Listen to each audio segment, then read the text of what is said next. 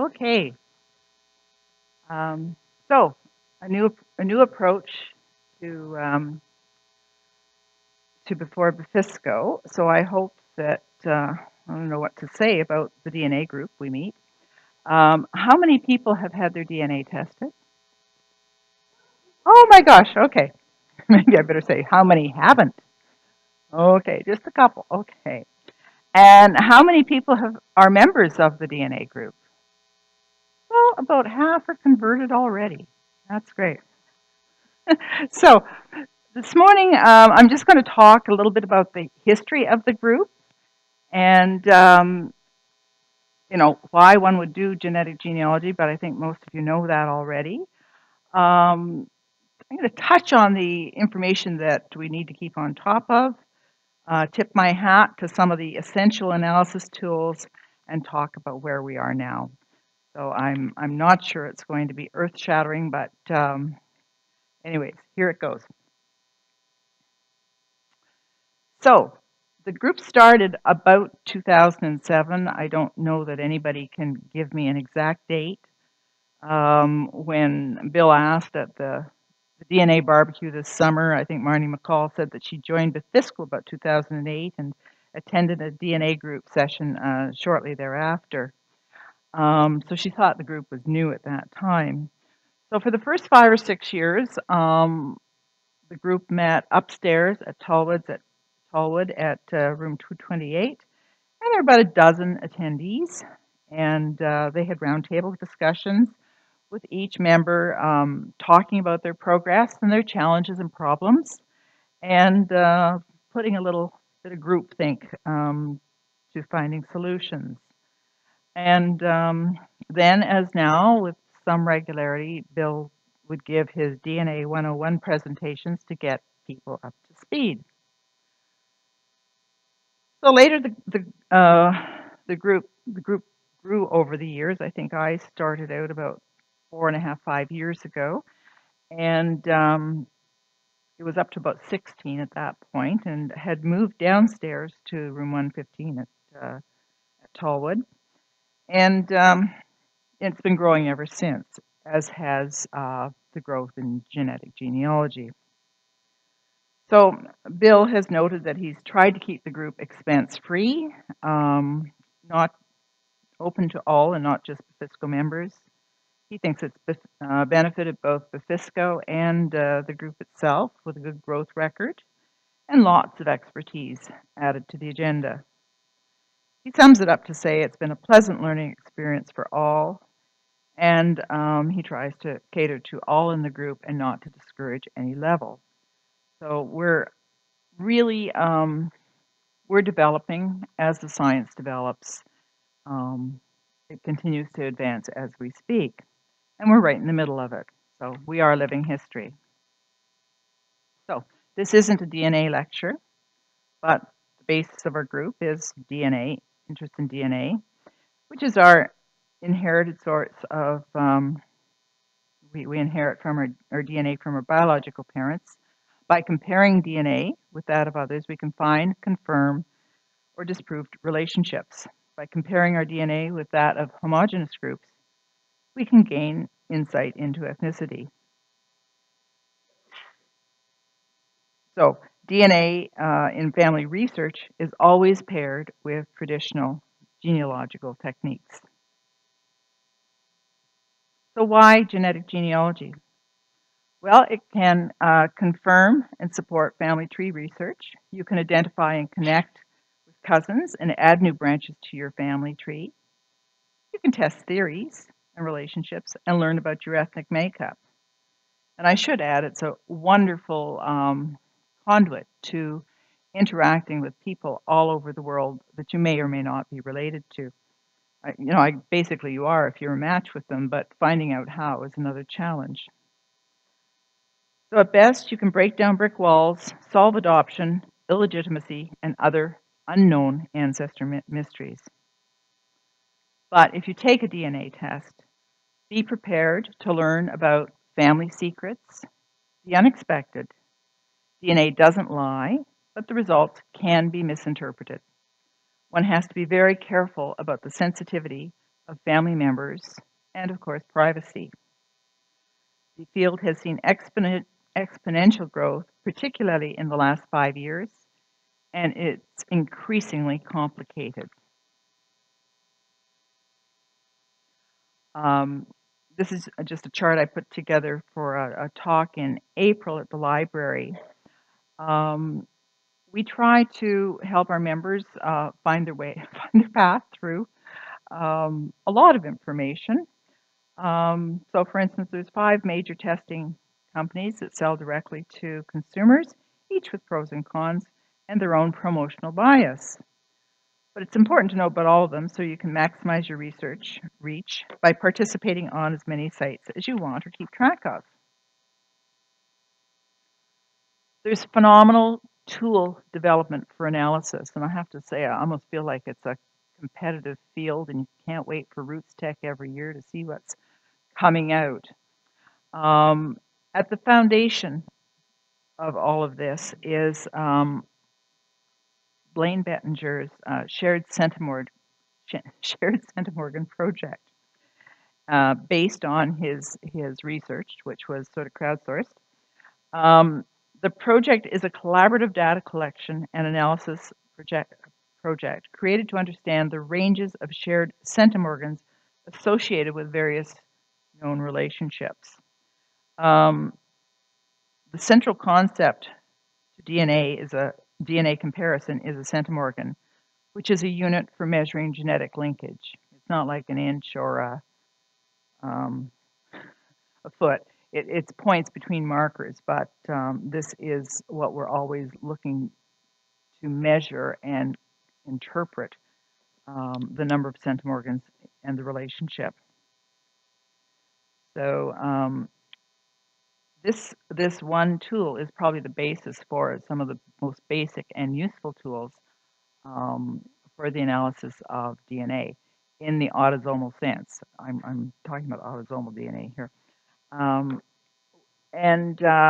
You know, it's been sort of automated by a fellow named Johnny Pearl to, you know, create a tool where you can pop your match number into a box and it will highlight the range of the possible relationships. So I call that our foundation tool. DNA inheritance is a bit of a crapshoot. It's very random, so the numbers or percentages come in ranges. You'll match all of your second cousins, but at third cousins, the percentages start dropping off. So it's sort of interesting from that perspective. And if you have siblings and test your siblings will have matches that you don't have, which I think gets us all on a bit of a binge of testing more people. So the other thing that we try to steer people through is how to make the most of the testing dollar. It's recommended that you get into as many databases so that you can fish in as many pools as you can with the major testing companies so that you can find out where your best matches are, because they're not all going to be on one site. You know, to some extent, there's different populations in different databases, and so you know, ethnicity might have an influence on where you wanted to place your DNA and so on. So in 2018, we have between 35 and 70 out, and believe me, when we get over 50, room 115 is starting to bulge. So we, instead of meeting 3 times a year, we now meet 6 times a year for the last 2 years. And we share experiences, information, and ideas about the use of DNA evidence and exploring family history. And we invite Bifhsgo members and non-members to join us. We are self-sustaining. So that means that, you know, when I, as a convener, am looking for somebody to present, I'm usually looking in the group, unless we have, you know, a visiting dignitary to town or that we can inveigle into speaking for us. The group now is too large to really manage well having a round-the-table discussion, so that is a little problematic. Although there's a lot of, offside discussions going on at every meeting. But we provide support, mentorship, and advice as we are able. We try to do book reviews on the latest DNA books and have a limited lending library, which Bill Arthur manages for us.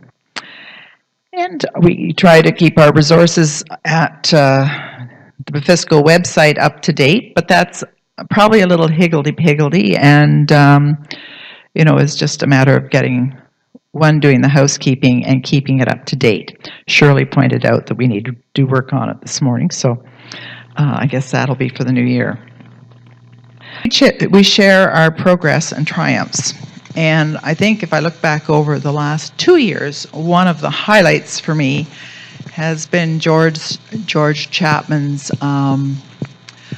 progress with what seemed to be an awfully big brick wall and mystery a couple of years ago. And that's his search to find his biological father. He tested his brother and another maternal cousin, had a 65 centimorgan match with 17 centimorgans being the longest segment. I think until he brought his little challenge forward, he presented to the group in February of 2017, and we sort of hooked him up with Arthur and a couple other people in the group to coach him along. He didn't realize he had a really good match at 65, and so with the support of the couple of the DNA special interest group measures, he had a really incredible journey, which he presented on in May, and it was probably, if I were giving out prizes for our best presentation, it would be our best presentation of the last couple of years. One, George was triumphant in finding the identity of his bio-father and meeting his half-siblings. George was a presentation wizard and delivered a very instructive and funny presentation with all the bells and whistles on his methodology, which was great, his journey and his triumph. Now, George and I haven't worked out yet how we're related, but in fact we are. So, and this is one of my pet projects for a future talk, is to do Bifhsgo's We're Related. And I'm going to go offside here. I came to the group knowing that Brenda Crowder is a cousin, some degrees removed. I have no first cousins, self-declared, but or none that I know about. And so in the course of things, Shirley on the mitochondrial DNA matches my father's surrogate with 0 genetic distance. So I thought, well, that's neat. Errol's my cousin, Susan Davis is my cousin, Bob Butler's my cousin, as well as George. So that's one, when I retire, I'm going to work on that one. But watch for this, folks, because there's some 6 degrees of separation. We're not very far apart. So stay tuned for Bifhsgo's We're Related. So great moments, great challenges. Our biggest assets are our local leaders. So hats off to them all. Keeping up with the times, it's Bill Arthur, John D. Reed, and Shirley Monkhouse. On Y-DNA, Bill Arthur's, Errol Collins and Brian Cook. WikiTree, Mags Golden and Leanne Cooper. Visual phasing has to be Arthur Owen has taken the lead on that. Our one-name studies, Bob Millett and Bill Arthur. And the guy with the most tests, and our IT man, is Doug Hodnott. So, challenges. So it's all about triumphs and challenges, assets and challenges. It's meeting the learning needs of the group. And as we have an ongoing supply of people new to DNA genetic genealogy, and we have some very experienced people that have attended throughout the years. I think feeling that in programming that we're meeting the needs of all is a big challenge. We have to face that we may outgrow the room at 115 Tallwood, although I think that is a little bit topic dependent, so we'll see what we can work out there. It's a very good arrangement with the archive, and a comfortable room, good support, and they're flexible. So, and my biggest challenge is enticing homegrown speakers to present. We are self-sustaining. Beware, you guys all know this already. A DNA kit is like a gateway drug, highly addictive. It can fill up all your time. I've decided, obviously 4 years in, I'm probably decided the benefits outweigh the harms. I have made phenomenal breakthroughs on my own genealogy, but also working on challenges for others, through which I get a great deal of enjoyment. I enjoy coaching people. I've made wonderful family connections, and I really enjoy the collaboration. So the other benefit I think that we have to look, if I look around the room, this keeps our mind active. This is the public health lady in me coming out. Remaining engaged socially and keeping the mind cognitively active is very, very important as we embrace the next stage. Meetings. We have 2 meetings coming up the remainder of this year: Thanksgiving weekend, October 6th, and November 3rd.